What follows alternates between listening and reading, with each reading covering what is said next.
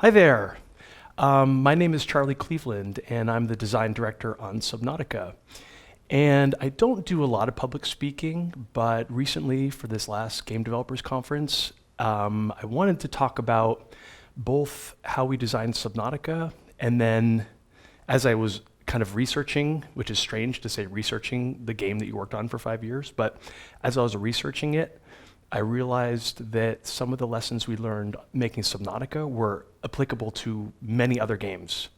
So I gave the talk, I was happy with it, I was hoping that more people would see it, and so I wanted to re-record it now and then bring it to a wider audience. So this talk is for game designers, team leads, and really anyone that's building an original game. Hope you enjoy it. Okay, so yeah, I'm the design director on Subnautica.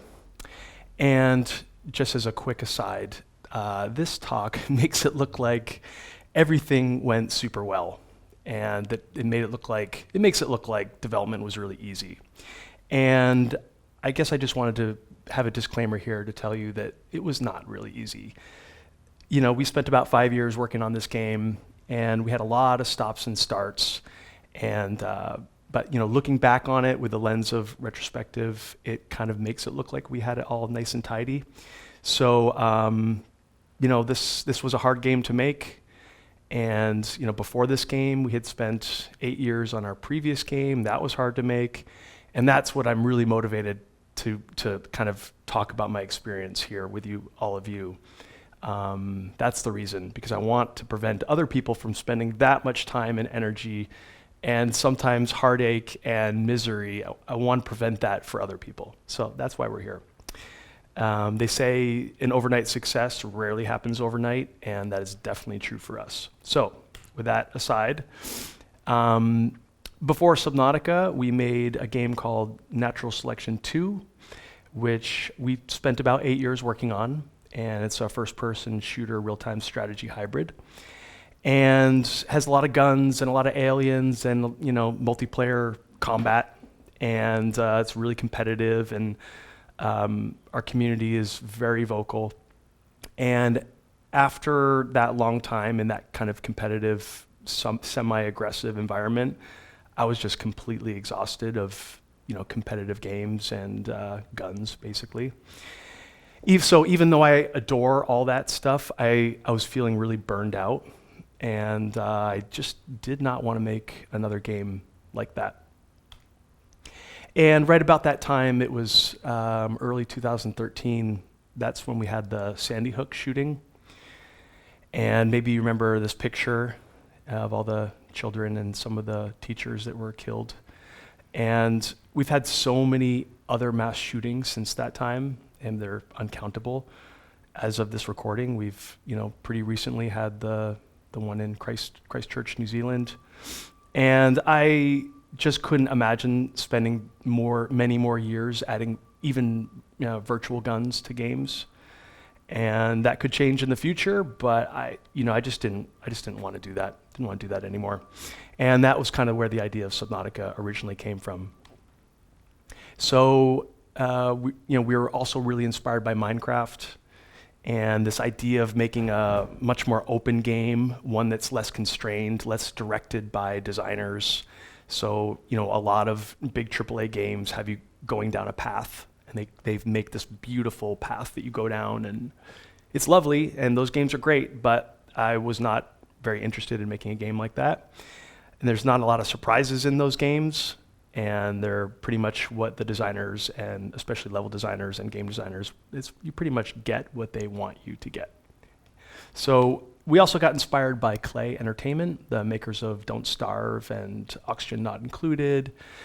Those guys, the thing that's so great about them, one of the things is they change the genre of game that they make every time. So they're never content just to make the same type of game over and over. And that was something really inspirational for us. So we had made a first-person shooter, and now we wanted to make kind of like an open world survival, more like an adventure game. So we really wanted to try something different. So we had this nonviolent idea because of Sandy Hook, you know, and well, I should say that the game that we ended up with is not totally nonviolent.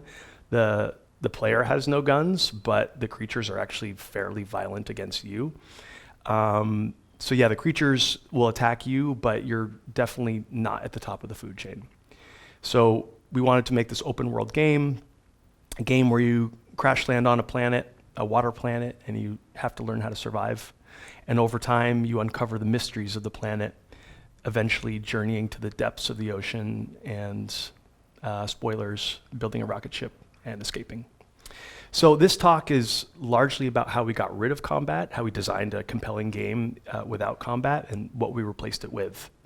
And later, I want to try to build this up into a generic framework, like a more general framework that you can use to make your own games. So here's a quick project snapshot of the game. Let's see, we started back in, we started it in early 2013. And we got to early access at the end of 2014, so about 2 years, almost 2 years for the first early access. Spent about $3 million. And that was every penny that we had saved up from making Natural Selection 2. And then we spent 3 years in early access. We put out 30 headliner updates. And I say headliner because they're updates that are really built around one core feature and one core marketable feature. So we did things like adding the Cyclops, the submarine, base building. We had a science update, etc. So this talk is not going to be about early access. And in fact, if you're interested in Subnautica early access, Jonas on our team had a talk in the Independent Game Summit this year. Should be, actually it's called the Subnautica Postmortem, should be on the GDC Vault if you have access to that. Or maybe if he likes how this works, I can convince him to re-record his talk and then we can do the same thing. So I'm not gonna talk about early access, but I just want to give you a snapshot. We released Subnautica version 1.0 at the, was it the beginning of, is that right? No, that's actually wrong. We released it in the beginning of 2019. Got to change that slide. It was, by that time we had spent $10 million. Is that right? No, was it 18? I can't remember. Yeah, okay. Anyways, that's a good slide.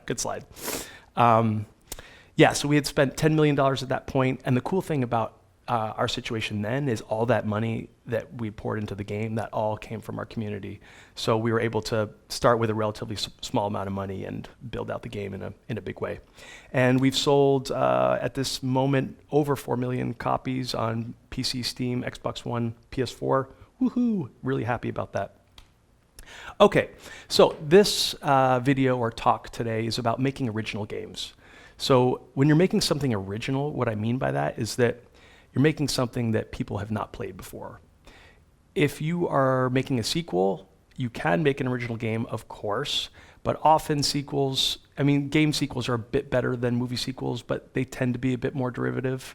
So this is about making original games where you don't have something else you can copy, something that is just, very clear, a clear example of what you want to build.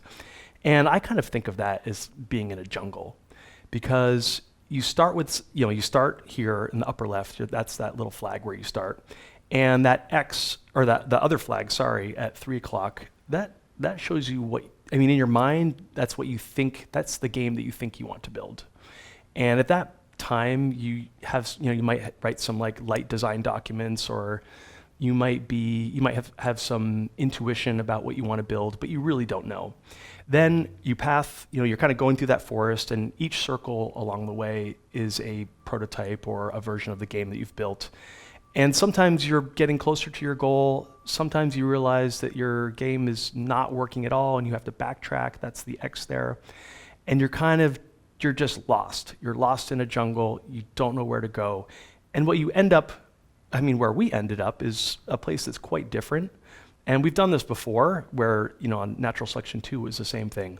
You think you know what you want, and what you actually end up with, what you really wanted, is someplace quite different. So this is a very confusing and really terrible place to be in. Many people in game development, I think, at least on our team, they don't like being lost in the jungle. It's very disheartening. And so I want to talk about how you can find your own way through that jungle. So the first tool that we use for Subnautica is it's called the lens of emotion. So Jesse Schell wrote this great book called The Art of Game Design Lenses. So the idea of a lens is a way to look at your game through one specific, I guess, parameter, one adjective, you're just looking in one dimension. So, for example, if you looked at your game with the lens of, through the lens of skill, then you would play your game, ask people questions about your game, write down notes about your game, only about skill. So, is the first level hard enough? Is it too hard? What type of skill do you need? Does the average player have these type of skills, etc.? So when you focus it on just one dimension like that, then instead of just saying, is your game fun or not, you can just say, you can narrow it down and say, is this the skill experience that we're looking for? Or you could look at your game through the lens of chance or the lens of accessibility, which we've done a couple times, where you just take a pass in your game and figure out how accessible it is. You ignore everything else when you're doing that. So the lens of emotion is another lens. And for me, it's probably the most important tool in our toolbox. So that is, you're thinking about what kind of emotions do you want your game to generate? Is my game generating those emotions? And how can I navigate the difference between those two spaces?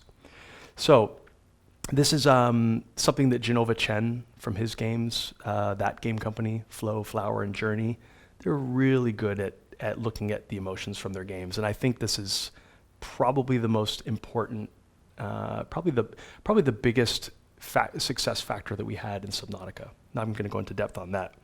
So many games talk about design pillars, game designers. And this comes from Blizzard. I think Blizzard Entertainment was the first one to talk about this. So here is the original kind of pillar document for Subnautica. You can see it used to be called Descend. That was just a code name. And you can see if you zoom in here, there are 3 main pillars. So for our previous game, we had 4. And I have a little note here. This was back in 2013. And I thought, well, maybe 4 is too many. Maybe we can just get away with 3. And what I find interesting is when I look back on this now, we basically only fulfilled 1 pillar for this game. And I also find it interesting that this is our most successful game. So I'm starting as a side note, I kind of wonder if it's more important to achieve 1 pillar extremely well than to have many pillars that you achieve less well.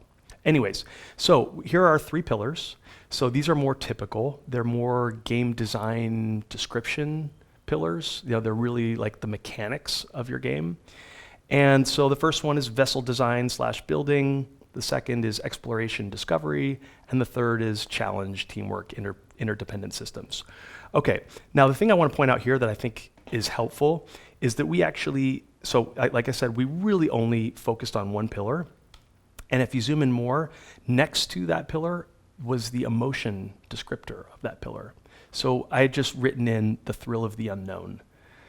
And I find that, looking back, I find that this little phrase and the focus on this phrase was what made our game good.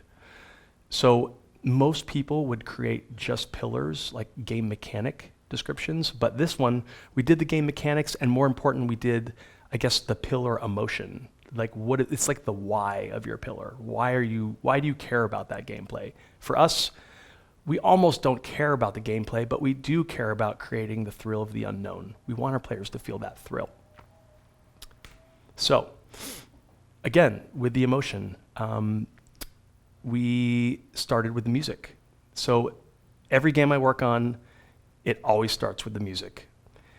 This very first prototype, if you can even call it that, it's just the main menu with our little code name. Nothing here is functional, but it does have a song that I ripped from Solar Fields. Thank you guys. You guys are amazing. But it's all internal, so it's okay. It's totally legal. It just plays the original song that creates the feelings that I was really hoping to achieve in the game. And again, this is at that beginning. We're just entering the jungle. You don't really know what your game is about, but there's something inside that's speaking to you. What do you want the game to feel like? This is what, back then, I was hoping it was going to feel like.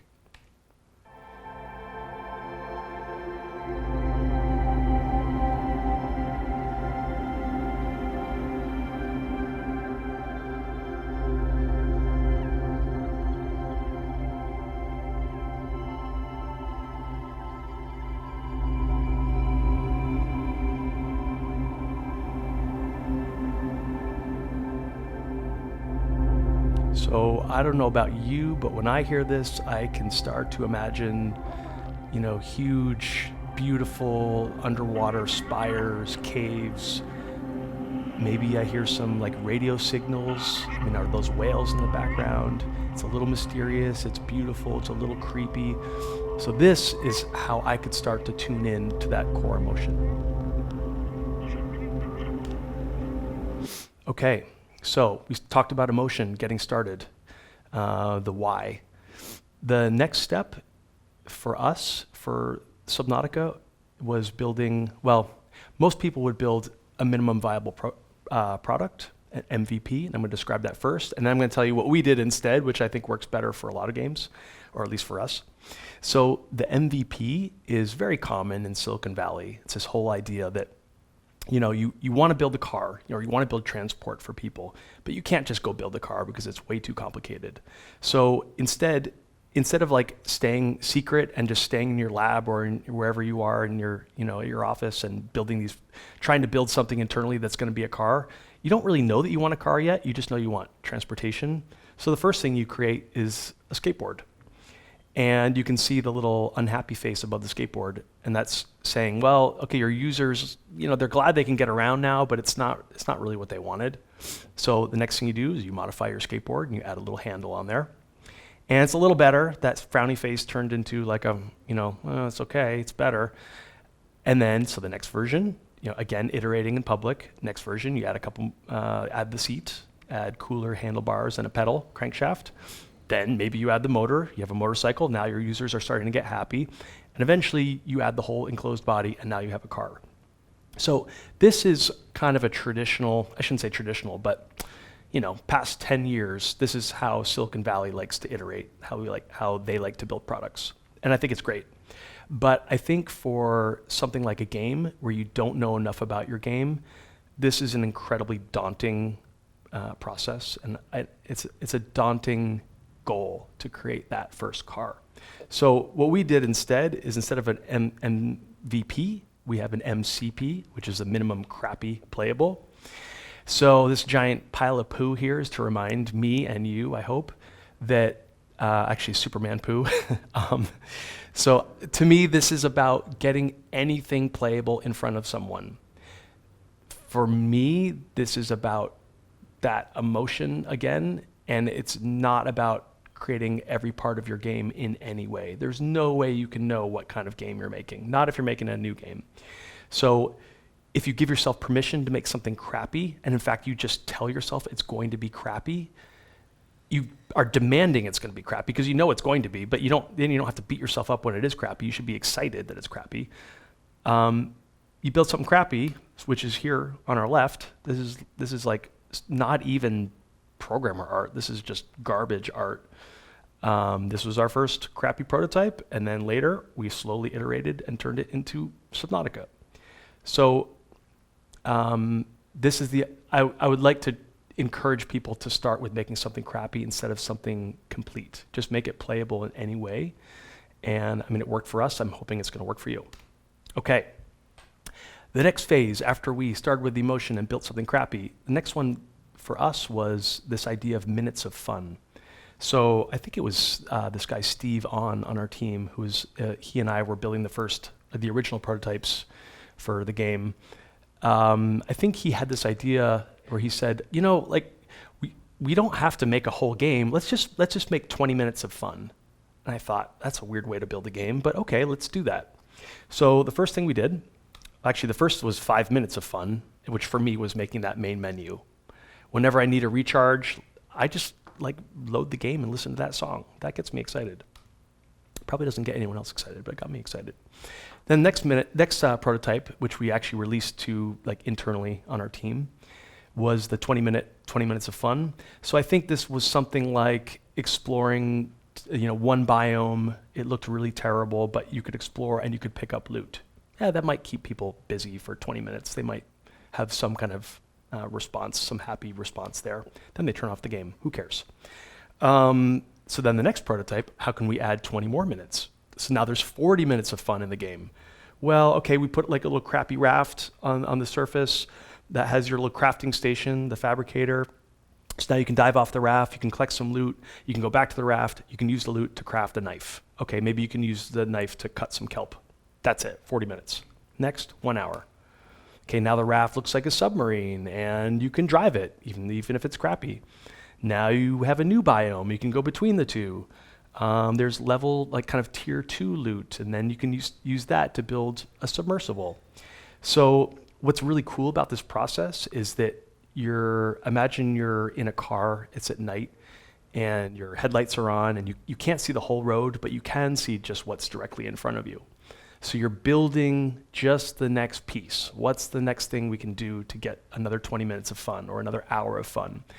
And what's really cool about this process, at least what we found, is that the same amount of work will get you increasingly more game time. Like what used to take, if it's a 2-week sprint, it used to take you, 2 weeks to get 20 minutes of fun. Now 2 weeks might get you a whole nother hour, or later it starts to get to 2 or 4 hours extra, because you'll naturally start to tie your systems together. I mean, if you've ever worked on games before, you want those interrelated systems. And because you're trying to get as much game fun, time in there as possible, you're going to naturally, want to like scale things or tie them together or have them be interrelated and reusable. So your time actually starts to accelerate. And we actually just did this until we had 30 hours of fun. I mean, that's pretty much how we built the game. Slight oversimplification, but I think it's pretty close. Excuse me. So along those same lines, because we didn't know what we were making, we didn't have a goal for players, and we hadn't thought about the high-level framework for the game. So instead of trying to come up with a high-level framework or a goal, we just put in a placeholder goal. There's a little crappy treasure chest in there, and we just told players, collect 5 chests and you win. We didn't program it in. I think we just displayed the number of chests on your HUD. If you collected 5, if that number went to 5, we said you win, feel free to quit the game. So we talk a lot about doing placeholder models, placeholder artwork in games, but usually you don't stub out design and goals. And I think this was a really helpful way for us to keep moving without getting stuck in this mire, in this swamp of how are we going to direct the player in an open world game? Are we going to have quests, etc.? So this allowed us to keep moving. Another thing early on that really helped us was, or that I wanted to talk about that I think is relevant, is we had this oxygen bug in the first prototype. And so when you run out of oxygen, you're constantly diving, going up and down, and refilling your oxygen when you get to the surface. As you start to run out of oxygen, the HUD goes black, very slowly, very cinematically, and there's a really long pause before you die. And I'm just going to show you that right now.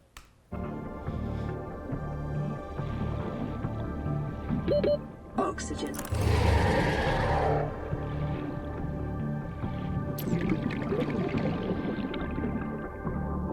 Okay, there's just, at 0, the HUD is going down, black, black, black. Okay, I should be dead. Wait, should be dead, not dead. Wait, I'm alive. Okay, so this was a bug. It's just some stupid bug.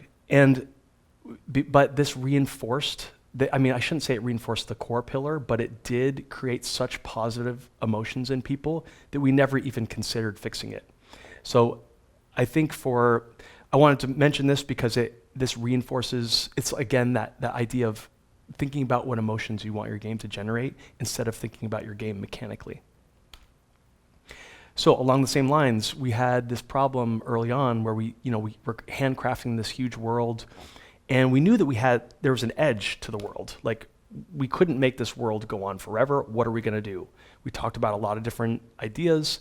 We could put an invisible wall up around the world, but that feels just artificial. We could put a cliff up so you can't get past the cliff, so like the entire world is in a basin, but we didn't like that. But then we started to think about it in terms of the thrill of the unknown. Well, if the game is about the unknown, you shouldn't know where the end of the world is, and that's where someone had the idea that we could drop the edges down to infinity, negative infinity below you.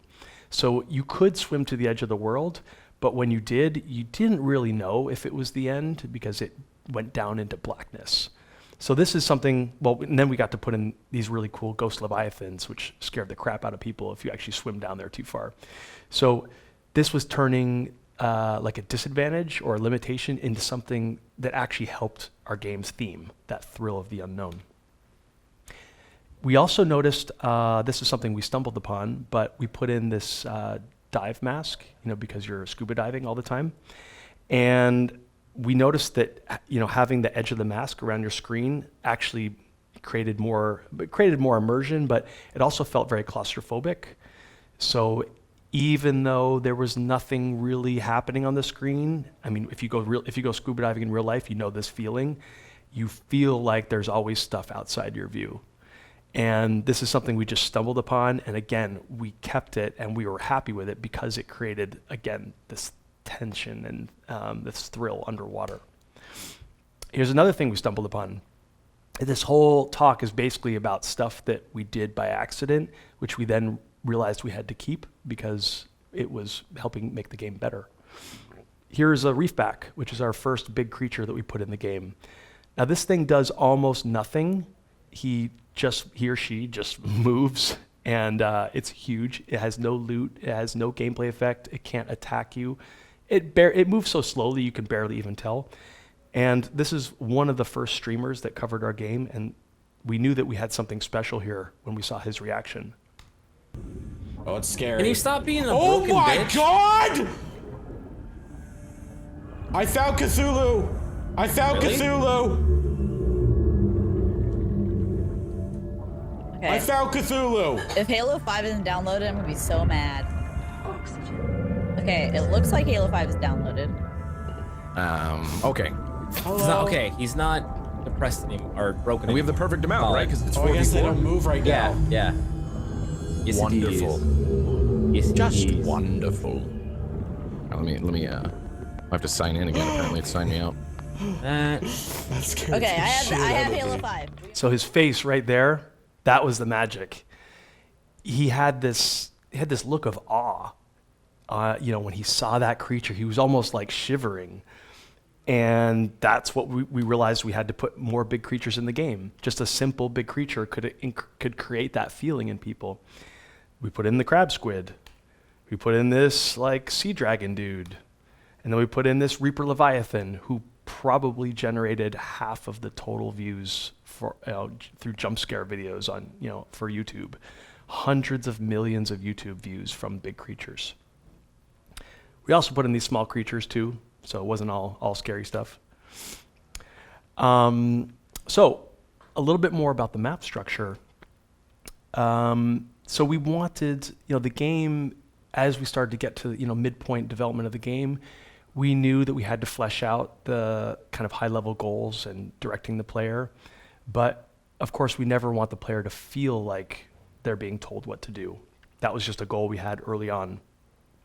So we had to structure the world in a way that players would naturally go where we wanted them to without thinking that they were being channeled anywhere. So, well, first of all, we knew that the map had to be infinite. So again, creating the feeling of the unknown. We didn't want boundaries around anything. We wanted the boundaries of the game to always be nebulous and foggy. So we made the edges of the world infinite. You can swim as far as you want. And if you do swim very far away from the map, it gets really boring. So we notice players swim back. Here's a height map for the world, and you can see in the middle here, the green area is our random starting location, and you can see how the height of the map, we had them start at the highest point. Like if you think of the underwater terrain as being a mountain, you start at the top of the mountain, and you can see every direction that you move laterally will naturally lead downwards. So the whole game is about leading you down into the depths, but without ever telling you to do that. You just naturally feel like an explorer where you're making all your own choices, but you're naturally going to all the places we want you to go. When we have that negative infinity around the map edge, again, that's where we put all the ghost leviathans, and that keeps you, more or less contained in the area that we want you to be. So around this time where we were starting to think about what we wanted the player goals to be, or how we wanted to direct the player, or did we want to direct the player. That's when we saw this article by Jamie Cheng from Clay, both his article and Chris Hecker's article. Achievements. There's an article here about achievements being considered harmful to your game, which really kind of made us sit up in our seats and question really the nature of games in general, because that, I would say that common knowledge and most people would say that you try to put achievements in your game and quests in your game and leveling up and all that stuff.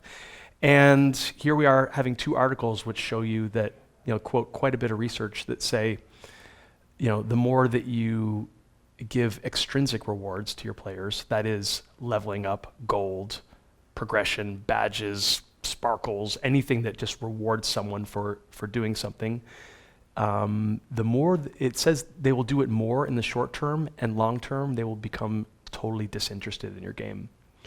That is to say, this is a complex subject, and I probably shouldn't be trying to summarize it, but for our purposes, really what it meant was if you could get people over the hump, and if you didn't put extrinsic rewards in your game and you allowed players to find their own internal or intrinsic rewards for playing your game, joy, wonder, awe, sensory experience, pleasure, if they could find that, then they would really fall in love with your game.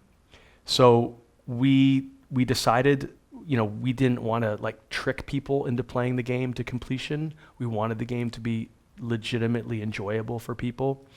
And this is where we really decided to go all in on no quests, no rewards. We did end up by putting achievements in because of the console requirements. Unfortunately, I fought it all the way. We couldn't, we had to do that if we wanted to go on console. So now I want to go into a few ways that we reward the player intrinsically, and some reframing of how we had to think about, classic game design. So the first one was, again, this thrill of the unknown pillar. We realized that as soon as mystery, that mystery, when it's tantalizing and, as long as it's unknown, it's still exciting. As soon as you reveal the monster in a movie, suddenly that thrill goes away. So of course we couldn't make a game where we never revealed anything, never progressed anything. But the more that we reveal things, the more mysteries we have to implant at the same time.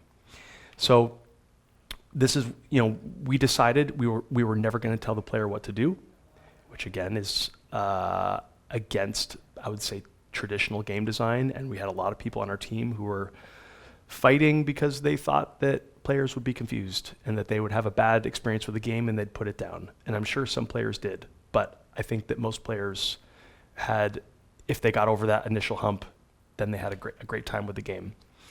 And this also made us rethink our view on the wiki problem, which is, well, if you make the game too hard, or if it doesn't communicate everything, or if you don't have a tutorial, then players have to go to a wiki.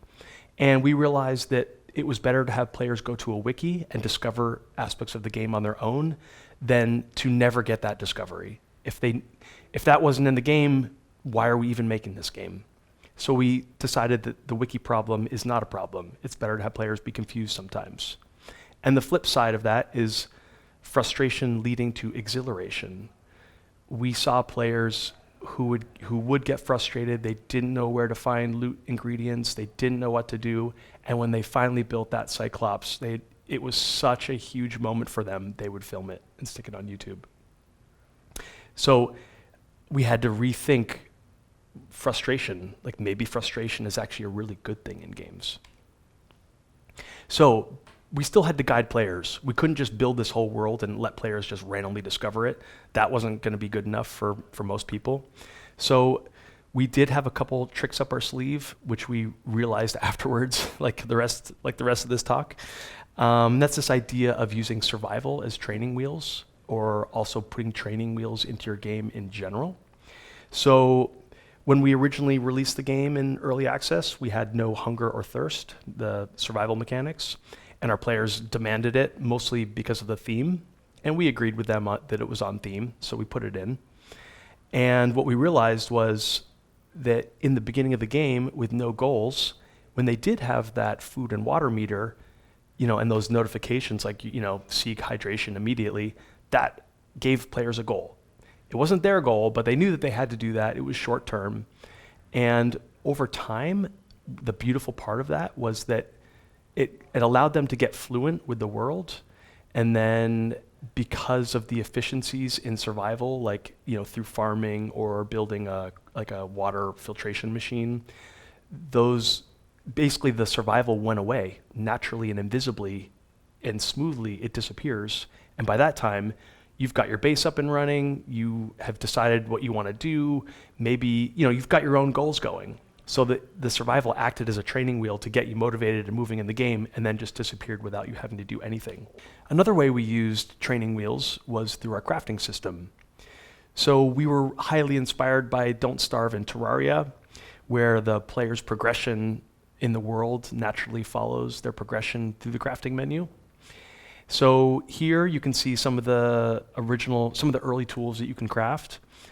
So the way that we use training wheels here is that we only give you a few options early in the game to craft. So if we want your first early experience to be going out and getting loot, which we do, we only give you a couple things to craft, and those things help you go get loot. So you can build your O2 tank, and you can craft some fins. That will kind of let you go back and forth between your escape pod a lot faster, and your fabricator. And we want to kick off the story, so we give you the repair tool. That's something that's really easy to craft, and again, one of the only things in the menu. Fix the radio, that whole storyline comes online. Also, pipes and the floating air pump. This lets you build your own mini base. So the point here is we're not telling the player what to do, but we're only giving them a few options, and those options lead to the type of gameplay that we do want you to experience early on. So these are kind of like directed goals, even though they're really implicit goals. And later on, now I'm going to show you some other ones, which as that tech tree opens up, now we have less agency over the player. But again, that's where the training wheels fall away. They can start to make their own choices. So we have a high capacity O2 tank. Go deeper. We have the radiation suit. Okay, well, you can only do really one thing with the radiation suit, which is boarding the Aurora, which is a whole nother part of the story. The Pathfinder tool. What can you do with that? Explore caves. Air bladder, you can explore deep and open areas because you can dive really deep. As you're almost out of air, you hit your air bladder and just rocket up to the surface. So this is where, the laser cutter, you can explore wrecks. So this is where the player is essentially creating their own goals, but we've basically limited the options. So the only goals that, in the beginning, the only things that they can do are the things we want them to do, and later they can go do what they want. So that's the concept of training wheels. So now I want to talk about the multilinear storytelling in Subnautica. A lot of people told us that they were really impressed that their version of the story was actually different than someone else's. So we kind of stumbled upon this. We add the story piece by piece. But the way we did this, again, looking back on it, I can see with crystal clarity what we did. We have, this green line is one storyline. And in fact, we have 7 different storylines in the game. So the storyline is linear. It is started by either a random time or a player action. So in this case, the Aurora story is a random time offset. Then we have the Sunbeam storyline, which is kicked off by repairing the radio. So that's a player action. So that's going to give it a different offset. Then we have the Degassi storyline, which happens when you visit the floating island. We have the escape pods, which is when you find your first pod. Player scanning yourself kicks off the infection storyline. The precursor story, which is visiting the gun. Tons of spoilers here, I'm sorry. And the Emperor storyline, which kicks off at a random time, essentially. Now, what's cool about this is that the player's experience is this. It's that slice. At any given time, it's where they are in each one of those storylines. That's their experience of the story. But of course, each one of those points, each one of the starting points for each storyline can be variable. So depending what the player does or those random times, the player's experience will be quite different. So this is how we achieved essentially a procedural story is what people might call it, or a non-linear story, even though you can see that it actually is linear. It's just many lines. Another way that we subconsciously guided the player is something, again, we stumbled upon, but I'll show you real quick. This is what happens when you start the game in your escape pod and you go outside and take a look at the horizon for the first time.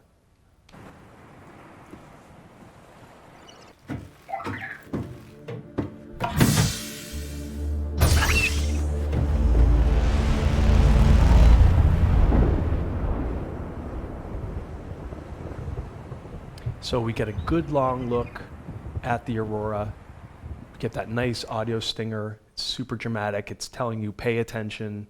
We actually have a little flourish there with the creature flying by just as you happen to open the escape pod. It's really kind of getting your attention. Because we have the random starting point, we did have to do a little finagling to make sure you always look at the aurora when you pop out. But this is subconsciously, or maybe even consciously, telling the player that aurora is going to be important. Why don't you get over there? So this game is all about redirecting the player to do the things that we secretly want you to do while you feel like you have full control. And you do have full control, but you just tend to do the things that are the best and most fun. So one of the last points I want to talk about in the Subnautica design before I get onto the bigger tool set is this idea of reframing.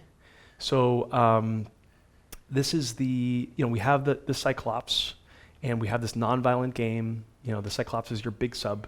You're down there in the depths. We have these big creatures all around you, and they're attacking you. You can't attack back. Okay, how can we make this less frustrating? How can we make this enjoyable? So we did dabble a little bit with non-violent type weapons. I'm not a big fan of those. We tried them. We didn't want to do any more of them. We had this moment where we realized that we could reframe this whole idea of being in the Cyclops.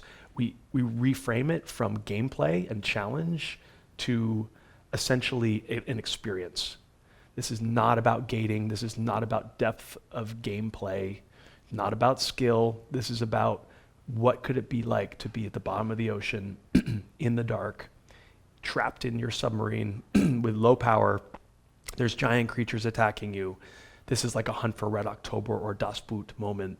And we spent all of our time instead focused on the feeling of being hunted, the darkness, turning off your motors, turning off your lights to hide from the creatures. So here's an example of how we did it. And in flight, emerges speed, warning, counterfeit.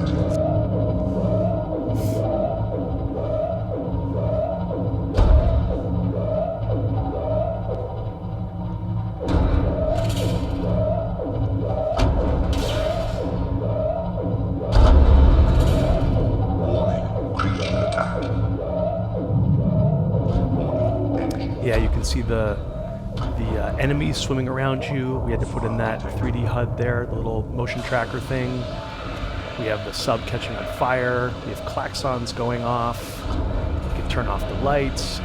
This is just a lot of work, but this was all work that we were able to do because we weren't focused on the weapons and we weren't thinking of the creatures as challenge. We were thinking about what is the experience that we wanted to create.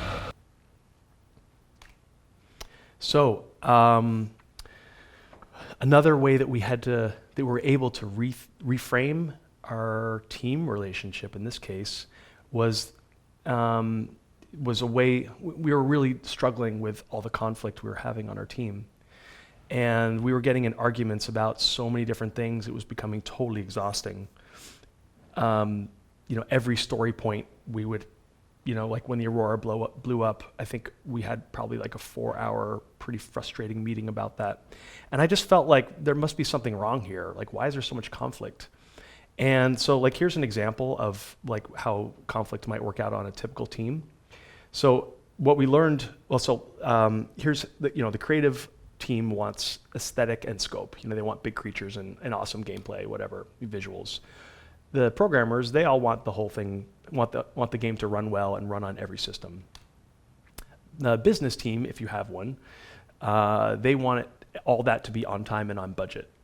So if you look at the diagram for all those needs, and you look at the edge cases for many of those, if you have something that fits the creative and the biz, then you might have something like a buggy mess, because tech didn't get what they wanted. If you have like the biz and the tech, you might have a tech demo, and anything else, you're out of business. So, but in the middle there, if you can figure out a way that the creative and the biz and the tech people, they all get what they want, or at least something that they're grudgingly happy about, that little middle, that's the magic. And I realized that instead of avoiding that conflict, if we could seek out that conflict and find it and engage with it in a healthy way and find that middle, that's where magical games get made. And I think, it's something to seek out. It's not something to avoid. And all this is to say that through all these explorations and sometimes mistakes, people tell us that we made a horror game by mistake. And I think that's probably true, except I would actually say that technically we made a terror game by mistake. There's a little difference there. You can Google it and find out what the difference is. But this is all because we were listening to the game. And there's a really great Stephen King quote here. He was talking about with Misery, when he was making Misery, he didn't know how he wanted the book to end. And he ended up by listening to his characters themselves, which is a paradox, right? He wrote the characters and he didn't have the storyline, and he listened to what the characters wanted, and they created the end of the game, the end of the book. And I feel like this is a really good paradigm for us. We were listening to the game, we were trying things, and the game was telling us what it wanted. Which this is very different than making, a game in a typical genre in a typical way. Say you want to clone a different game. This is very common for original games. Okay, so now I want to take a zoom out a little bit. This is what we learned in Subnautica. And originally my talk was only going to be about Subnautica, and I had some more anecdotes in there. And then I started thinking about the bigger picture and how these tools apply to other games. And this happened because last year I was feeling really stuck, and I guess I felt like I might be addicted to making games, which is a strange feeling. I was like working on video games all day at work, and I was going home and working on board games, and I was like wanting to start up new video games, and I just felt like, as soon as any of those games get done, we just start making new games. I just felt like I had to stop. And I felt like I was really torn between doing what I love and feeling like it had a hold on me. And it was like, destroying my life would be an exaggeration, but it felt like it was unhealthy. So I read this book called Designing Your Life. And this book is by a couple Stanford professors, one of whom actually co-founded Electronic Arts. And they talk about how when people want to change their lives, like what a difficult problem that is. Because people's lives are complex systems, and they're not objective in any way. And they talk about how people's lives cannot be solved, and they're really just subjectively getting better or worse. And they had a term called a wicked problem, which they say lifestyle design is a wicked problem, which I want to go into here. So they define wicked problems. They didn't actually define this. This is there have been some great thinkers that have created this distinction 60 years ago. But they talk about wicked problems, usually terms like problems like homelessness, nuclear armament, environmental issues, global warming. These are wicked. So what characteristics do wicked problems share? Well, they aren't understood until after the formulation of a solution. Okay, that's pretty weird. I don't really know if you're building like a skyscraper. That's not true. That's quite different. You don't know when you're done. Okay, that's also confounding and frustrating and weird. The solutions are not right or wrong. Okay, I know that to be true for certainly for lifestyle design. Each problem is essentially novel and unique, which means that there's no body of solutions out there for you to just look at and help in your own situation. Each potential solution is a one-shot, which means that the conditions that create that solution are unique. So there's no trial and error, which I've found in games. Sometimes you can try a solution, you can try a change in your game, and later you have to try it again. If it didn't work one time, 2 months later, it actually might work because everything has changed.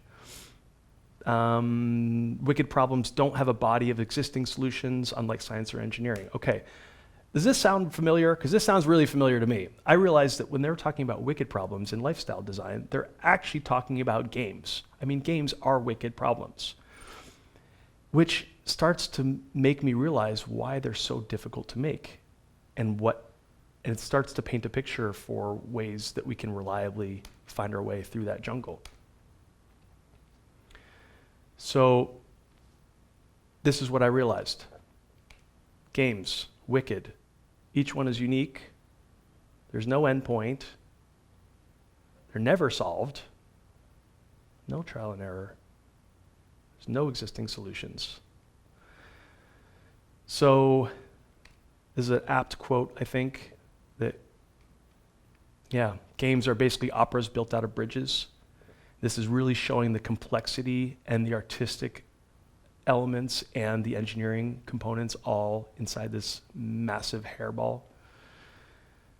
So they do have some solutions. I mean, some of the things that they talk about, like historically, and they call this design thinking. And again, this is a discipline that's been talked about for a long time, but it's pretty new to me. So they say in design thinking, when you're handling wicked problems, you try stuff. You prototype, you build your way forward, you reframe problems. You have to remember that it's a process. So every time you do work, you can't be expected to just make progress. Sometimes you make negative progress. Sometimes you make great progress. Sometimes you try to solve one thing and you end up by solving something else. They talk about wayfinding. So wayfinding is where you don't know exactly, you know where you want to go, but you have no idea how to get there. And they say, ask for help. So then I started thinking about what we learned in Subnautica, and I realized that a lot of the stuff that we learned matches really well to this framework. So we have the minimum viable product and minimum crappy playable, minutes of fun. This is all building your way forward, piece by piece. Reframing problems basically as solutions, or this is the silent running. This is like taking the negative aspects of looking at the edge of the world and using it to amplify our emotions. Intrinsic, not extrinsic rewards. Knowing it's a process, which for us was a lot of happy accidents. So the things that we thought weren't working that gave us insight to things that did work. These are the training wheels for survival. This is making a horror game by mistake, which I think is probably the most defining characteristic of Subnautica's success. And wayfinding, which is this lens of emotion, the pillar emotions. This is knowing where you want to go. You want to get to the top of that mountain, but you have no idea where the path is. Listening to the game, which leaves us for asking for help. So we've covered all these tools for finding your way through the jungle. And this is definitely not going to make, your journey any easier. It's going to make it a little easier, but it's not going to make it easy. But I think it's really important to remember that there are many people that have walked this path before you. And you can look for help all around you. And what's difficult or impossible on your own can become quite easy or much easier with help from someone else. Maybe just one insight from someone else. So if you are watching this video right now with strangers, please take a moment, if you'd be so kind, and introduce yourself to someone sitting next to you. I'll wait. Oh, hi. And if you're not sitting with strangers, Please remember to ask for help. I know if we did, we would probably you'd be watching this talk about 2 years earlier. And I'm hoping these mindsets are going to really help you make your own original games. Congratulations. I hope you just took your first step through the jungle. Thank you.